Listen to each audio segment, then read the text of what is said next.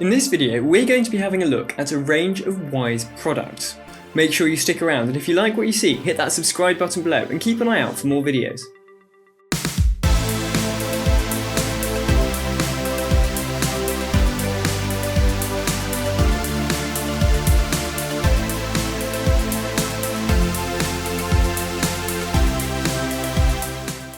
Hi, I'm Will from Surridge Tech, and today we're going to be having a look at this. This is a selection of gear from Wyze.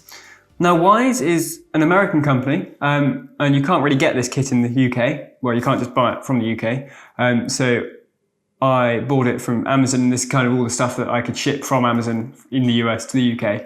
So that's why we've got this selection and not some of the other kit. Wyze is an interesting company, quite new, only a couple of years old. Started off with a small indoor camera that looks a bit like this, and then grew massively, and now they've got a whole range of things with new things coming out constantly, including vacuums, sprinklers, light bulbs, and new headphones, watches, you name it. So I thought I'd have a look at it, given I hadn't been able to get hold of it before. Today we've got the Indoor Cam V3, the Wyze Cam Pan, the Wyze Outdoor Cam, a Wyze Bulb, and the Wyze Outdoor waterproof plugs. I'm hoping I can set them all up and they'll all work in the UK. We'll find out. So, it's been a little while. I've had these products up and running and been using them a little bit, and I'm going to tell you what I think of them. We'll start with the Wyze Outdoor plug. Obviously, I can't really test it properly here in the UK, given it's got a US plug. But aesthetically, it's great. It's got a good feel to it. It's got a good weight to it. It's got a nice cable length that's long enough to get you, away from the socket without being too long that it's just awkward and gets in the way and tangled. My only comment on it really is the waterproofness, because to me, it's not really waterproof. I believe it's an IP64 rated plug, and in the UK, you couldn't leave that outside. You need IP65 or 6 at least. So it's not actually waterproof, especially when you've got something plugged into it. It loses all waterproofness.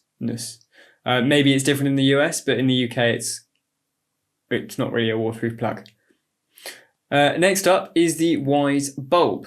Now this is a really nice little bulb. I've got nothing bad to say about it. It's got a reasonable brightness, 800 lumens, and it holds that brightness true along the whole white spectrum from cold to warm. There's nothing really, however, that stands out about it. It's pretty much the same as many other smart bulbs, including the little one that I've got recently and am using.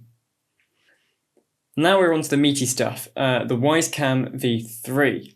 Now this design is head over heels better than the V2, and the fact that it's IP65 rated is just brilliant. I'm not sure I'm a huge fan of the tail attached power lead, but that I imagine is because, to enable it to have the waterproof feature, but it could be a point of failure in the future. That being said, it's cheap, so a point of failure is a point of failure and you just get a new one, I suppose. The new LED colours and the status LED on the front is much easier to follow with the setup journey and to just see generally when it's in use. The image quality isn't bad. It's only 1080p, but it has gone from 15 FPS to 20 FPS between the V2 and the V3, which is a little bit better, but it is still a low quality, cheap camera, really. Good for the price, but not great generally. It does boast a better low light color image before the IR switches on, but it's not a huge amount better. You can see it compared to the pan tilt camera, which is kind of the equivalent to the V2. And it's not, it is better definitely, but in reality, you're just going to end up turning the IR on, or they'll come on automatically, and then it will make no difference anyway, I suppose. Yeah, so it's definitely not the best night color image that I've seen. As for the Wyze Cam Pan, which also tilts, despite the name not including that. As for the design, I enjoy it. I enjoy that it's different to the generic pan tilt cameras that you get on the market. That being said, it is quite big. It's wider, deeper, and twice the height of the V3 camera. So it isn't a small accessory to have. I've also noticed that when it powers up, it will pan all the way around as its kind of boot up process. And a couple of times the base hasn't gripped properly to the ground. The base kind of spins on the surface and then it topples over. Not good. The image on the camera is very similar to the NEOS camera or the V2. It's only at 15 FPS. And as with the V3, there is quite a bit of compression and distortion where motion occurs. Arguably, it's worse on the Pan camera. So the V3 is definitely making improvements on everything. And there's also a couple of seconds delay on both cameras. The outdoor camera, however, is quite cool. I do quite like it. It's got a nice design, very simple, versatile mounting options.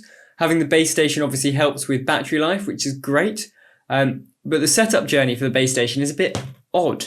Having to plug it into Ethernet to set it up, despite the fact that it has Wi-Fi, is a bit weird. It's a bit like having to plug in your iPhone 3GS into iTunes before you can use it. Not something you really want to be having to do. Thought we'd kind of grown up from those setup journeys. I'm glad it does have Wi-Fi because it means you can put it in more places around the house and put it closer to where you're going to put your outdoor camera. So that is great. The range is also quite impressive on it. I can get it from one end of the house to the other through a number of very thick Victorian brick walls. But as you get further away, there is more and more of a lag noticeable on the stream. The image is, again, very similar to the other cameras. There's nothing to shout home about, but it does do the job. Now then, the app itself. I quite like it. You've got all your devices in a list. You can edit the order of the list if you want, so you can see them in a more easy way. It would be nice if you can kind of group them and go into different device types. Maybe that will come in the future, who knows, as they kind of branch out into more device types. It displays whether your devices are on or off. It'll give you a screenshot of the last image captured from the camera, which is great. The event zone isn't bad. It's not great. It's not bad either. It would be nice to get some more GIFs or to see, dots when on a timeline when events have been notified or noticed, captured. And as with all the Wyze stuff and the NEOS stuff, you've only got a short recording time and quite a long cooldown time between events, unless you pay for the subscription to get that kind of reduced. But even then, there is still a cooldown time, which isn't ideal. The monitoring section in the app is a bit pointless unless you have signed up for monitoring. So it's irritating that you kind of have to see it as a touch button at the bottom all the time, despite the fact that you're never going to use it. But there we go. It'd be nice maybe if it could be hidden unless you're subscribed to monitoring. I don't know if that's possible, but that would be cool. And the shop feature is also, it's cool to have on an app, like different. Nobody else really does that I know of. But I'm much more likely to be opening the app to, look at my camera feeds or turn my lights on and off than I am to buy a new camera.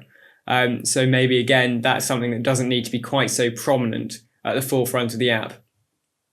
Other than that, the app is what you expect it to be.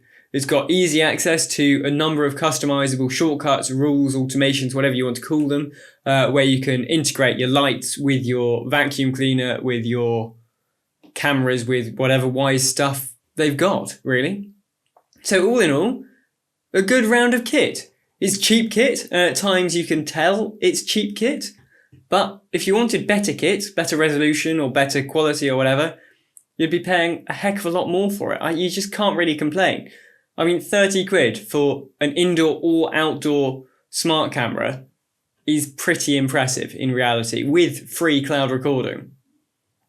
If you're really security mad, then you'll want better than this, definitely. There's no doubt about it. It's not amazing, but it will give you a bit of peace of mind, and you definitely do get your money's worth with the Wyze gear. When comparing to NEOS, I'd say the gear is very similar in terms of what you expect, but Wyze has grown as a market, as a business, unlike NEOS. They've expanded, they've filled gaps in the market, they've developed their product, and they seem to be doing great. And they've listened to their customers, by the sounds of things, to improve their product all the way through. But they're, with their target audience, with their kit that they're bringing out, you can't complain. It is so cheap. a LiDAR robot vacuum cleaner for $250. Ridiculous. You're not going to get that anywhere else. So yeah, Wyze has definitely cornered the market with very cheap but actually good quality kit. So there we go, a selection of Wyze gear, tried and tested. Make sure you click that subscribe button below and hit the bell icon to find out more about my smart tech and how you can build yourself the ultimate smart home.